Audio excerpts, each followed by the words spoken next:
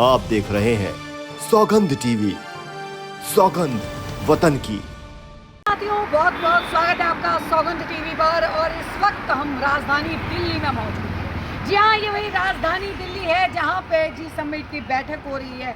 लेकिन बैठक से पहले भी अगर बात की जाए तो कहीं ना कहीं भारत को और इंडिया को लेकर विपक्ष और सत्ता पक्ष दोनों के अंदर घमासान है। मैं और मेरे साथी जो हैं इस वक्त ग्राउंड पे निकले हैं और ये जानने की हम लोग कोशिश करने जा रहे हैं कि आखिर गठबंधन से मोदी जी डरे थे या फिर क्या कारण है। क्या कहेंगे तुषार जी? शुक्रिया आशा। मेरा तो सीधे तौर पे ये कहना है कि अभी जो सबसे ज़्यादा ये मुद्दा जो 3 दिनों में चढ़ा इंडिया वर्सेस भारत का, ये अब थोड़ा शांत होता हुआ दिख रहा है। लेकिन खास बात यह है कि ये शांत कब हो रहा है, ये देखने वाली बात है, क्योंकि प्रधानमंत्री ने इस पर हस्तक्षेप किया है। जी, ऐसा सुनने में आ रहा है कि प्रधानमंत्री ने अपने नेताओं और मंत्रियों को ये कहा है कि इंडिया और भारत वाले बयान पे, मतलब कि इस पूरे मुद्दे पे बयान देने से बचे। अब आखिर प्रधानमंत्री ने ये चीज़ क्यों कही और ये मुद्दा उठा कैसे, सवाल ये है। बिल्कुल सही बात बोल रहे हो आप तुषार। लेकिन तुषार, जो एक सबसे बड़ा सवाल जो है वो देखने को ये मिल रहा है कि जी समिट के लिए जो होर्डिंग्स लगाए गए उनके ऊपर पहले G20 इंडिया लिखा हुआ था।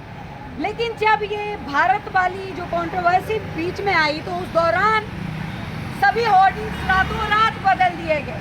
क्या लगता है? और जहाँ पे हर चीज़ को छुपाया जा रहा है, एक स्वच्छ और चमकता हुआ भारत दिखाने की कोशिश जो है प्रधानमंत्री मोदी कर रहे हैं। वहीं पर अगर बात की जाए, जो बाइडेन को पान खिलाया जाएगा, क्या कहिएगा?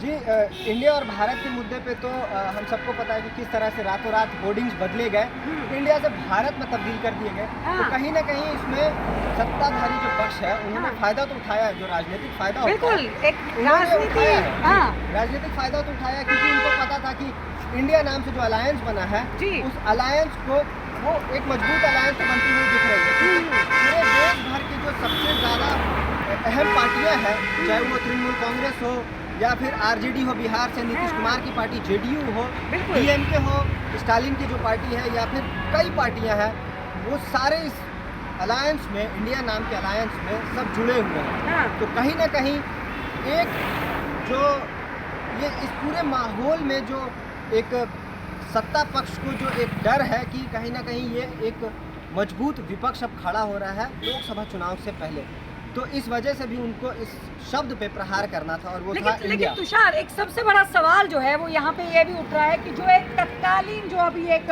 बैठक जो है निर्धारित की गई है, जो कि पहले से सीमित थी, पहले से नहीं बताई गई थी, अब उसके बाद जो मीटिंग जो होनी है, क्या लगता है? अटकलें तो यही लगाई जा रही हैं कि नाम जो है वो भारत कर दिया जाएगा। लेकिन अनुच्छेद 1 की अगर बात की जाए तो इतने आसान नहीं है इंडिया को भारत में तब्दील कर देना, क्योंकि उसमें भी लिखा है कि इंडिया दैट इज भारत, ये लिखा गया है।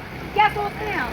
देखिए, मेरा मानना तो सीधे तौर पे यही है कि जो आर्टिकल 1 में जो बदलाव करके अगर बदलते हैं तो एक साइंटिफिक रिसर्च के द्वारा जो मतलब कि कई देशों के नाम दुनिया भर में बदले गए हैं, बिल्कुल उसी तौर पे यूएन के एक रिप्रेजेंटेटिव ने इस बात को कहा कि अगर हमें ये मतलब कि अगर हमारे सामने ये बात आती है कि हमें अपने देश का नाम बदलना है तो हम इस पर विचार करेंगे। लेकिन एक संस्थान है जो साइंटिफिक रिसर्च करती है, उनका कहना है सीधे तौर पे कि अगर सरकार नाम बदलता है देश का, जो इंडिया से अगर भारत करते हैं हम, तो इसमें 14,000 करोड़ के आसपास खर्च आएगी। जैसा हमें पता है कि इलाहाबाद का नाम बदल के प्रयागराज रखा गया तो उसमें 300 करोड़ से ऊपर का खर्च आया था। तो इस खर्च के बाद ये जो पैसे जो खर्च होते हैं, ये टैक्स पेयर का पैसा होता है, ये पैसे हम कहीं ना कहीं अच्छी जगह लगा सकते हैं, चाहे वो जो लोगों की ज़रूरतें हैं हम उस पर ये खर्च कर सकते हैं, बजाय कि देश का नाम बदलने के। बिल्कुल सर, लेकिन कहीं ना कहीं बीजेपी जो है, बीजेपी का नाम हो गया है, जगहों के नाम बदलना या फिर तमाम उन होर्डिंग्स के नाम बदलना, लगातार बीजेपी इस तरीके के बदलाव जो है वो कर रही है।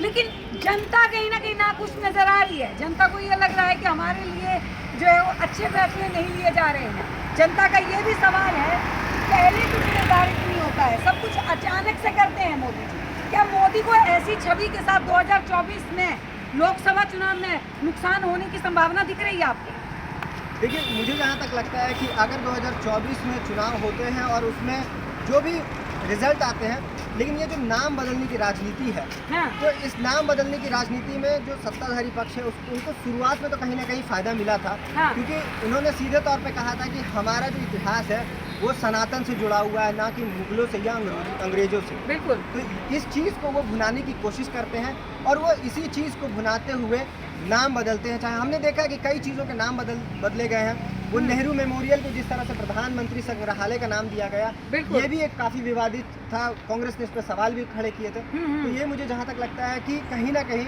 इससे सत्ता पक्ष को फायदा होता आया था, लेकिन अब शायद ये नहीं होगा, क्योंकि काट की हांडी कब तक चढ़ेगी। बिल्कुल सही बात बोल रहे हैं आप, क्योंकि पिछले दिनों भी देखा गया। लेकिन यहाँ पे तुषार सबसे बड़ा जो ये अगर हम आंकड़े लगा रहे हैं, कहीं ना कहीं राहुल गांधी की भारत जोड़ो यात्रा का असर जो है वो भी दिख रहा है। कहीं ना कहीं जो गठबंधन हुआ है उनकी मजबूती भी दिखाई दे रही है। बीजेपी हल्की नजर आ रही है गठबंधन क्या?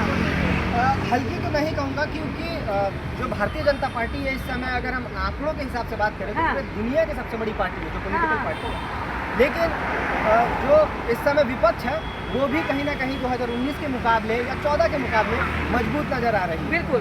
क्योंकि इस समय जो 28 मेजर बड़ी पार्टियां हैं पूरे देश की, हाँ। वो इस समय यहाँ इंडिया के नाम के अलायंस में जुड़ी हुई है। बिल्कुल। और जो सारी पार्टियां हैं वो उसके जो चेहरे हैं वो अपने आप में कई दिग्गज चेहरे हैं, चाहे वो ममता बनर्जी की टीएमसी हो, बिल्कुल। या फिर अरविंद केजरीवाल हो, या फिर नीतीश कुमार हो, लालू यादव हो, या फिर एम के स्टालिन हो। बिल्कुल। इस तरह के दिग्गज नाम जुड़े हुए इंडिया अलायंस से, तो मोदी नाम के आगे इतने नाम अगर जुड़ जाए उनके खिलाफ में, तो थोड़ा डर तो लगेगा। बिल्कुल।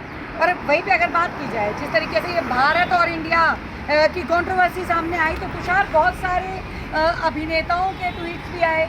अगर बात की जाए तो यूट्यूबर्स के भी ट्वीट आए, जिसमें एक चर्चित यूट्यूबर है ध्रुव राठी, उनका ट्वीट जो है वो सामने आया था। उस ट्वीट में उन्होंने कहा कि प्रधानमंत्री मोदी क्या इतना डर गए हैं, अगर किसी ने गठबंधन करके अगर मोदी नाम रख लिया तो शायद ये मोदी नाम को भी बदल देंगे।